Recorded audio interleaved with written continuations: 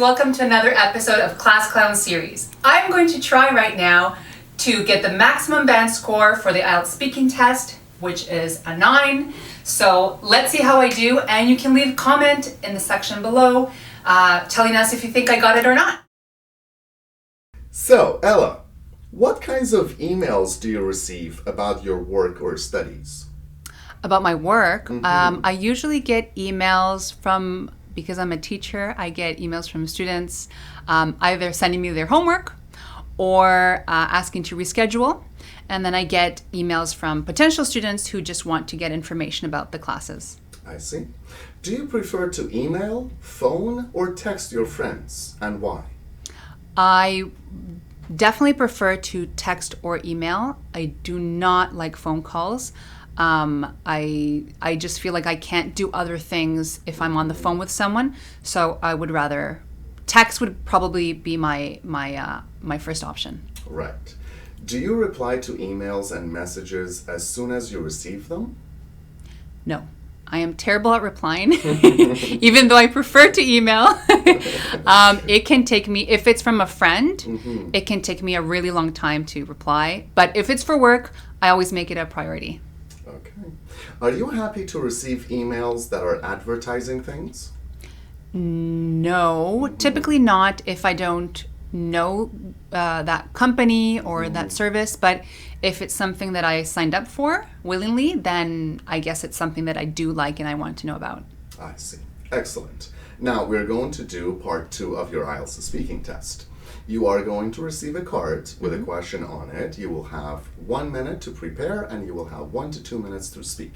Okay, so we want you to describe a hotel that you know. You should say where this hotel is, what this hotel looks like, what facilities this hotel has, and explain whether you think this is a nice hotel to stay in. Okay. All right, here you go.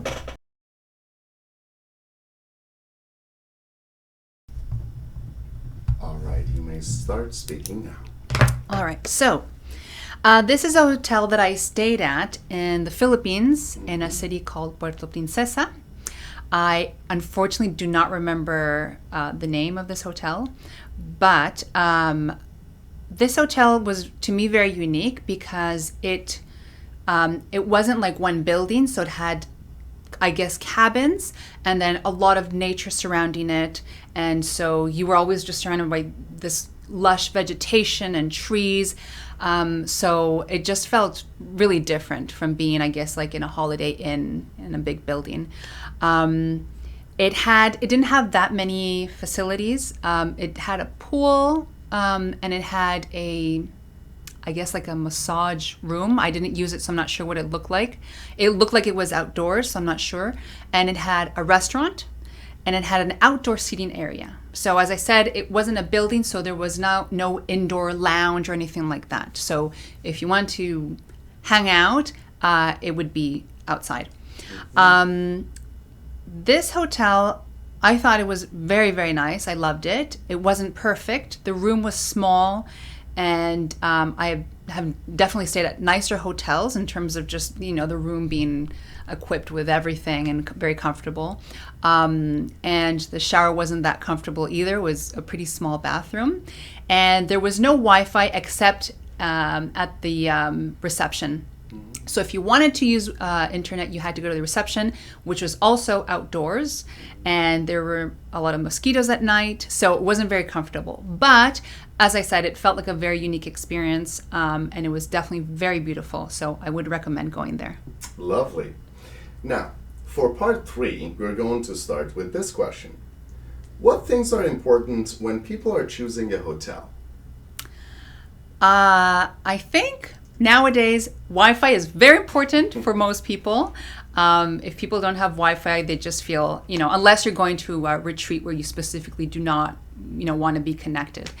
So that is definitely important. And I don't know if this is for everybody, but for me, cleanliness is very important. It doesn't have to be, a five-star luxury hotel or anything, but I do want it to be clean. And I think location, again, it doesn't have to be downtown in the middle of everything, but if it is a little bit, far away from the downtown area, it should be accessible at least. Why do some people not like staying in hotels?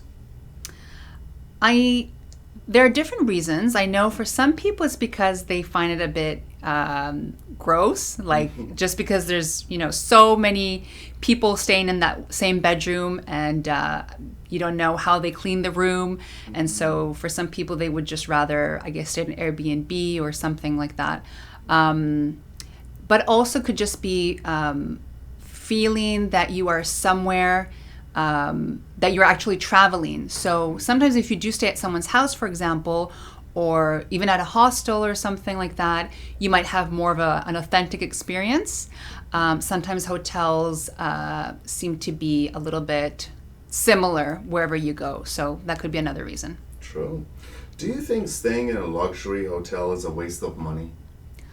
I don't think so. I think if you have the money and you want to treat yourself and it's something that you like, obviously, not everybody likes luxury hotels. So it would be a waste of money if it's not your thing.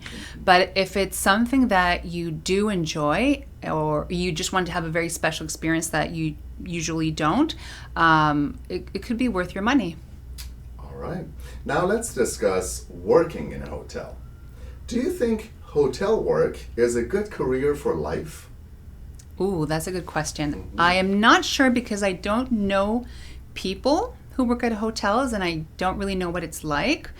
But just, I can imagine, I'm not sure, that it must be very seasonal in some places, maybe not in every place, but, maybe if it's low season, it could be difficult. And so I don't know how stable it is long term. But of course, it also depends what type of job you have. Okay. And final question. How does working in a big hotel compare with working in a small hotel? What skills are needed to be a successful hotel manager? Oh my goodness. It comes in two parts. I have no idea what skills are needed, but again, I imagine in a big hotel, there is so much more to oversee, and there probably is a higher expectation. So your guests might be more demanding, or they might expect certain things, and you have to make sure that all of their needs are met. Maybe at a smaller hotel, people could be a little bit more willing to overlook certain things, and so. Also, if you're managing a smaller hotel, you might able to make things a little bit more personalized, and maybe cater more to the individual needs of your guests, and just give a special touch to the things that you do.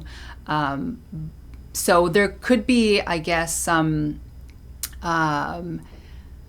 not stress, but you might be feeling that there is a demand, but in a different way.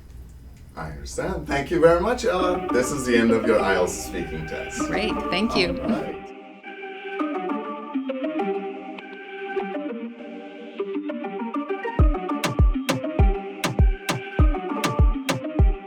So, how was it? We hope you found this episode useful, guys.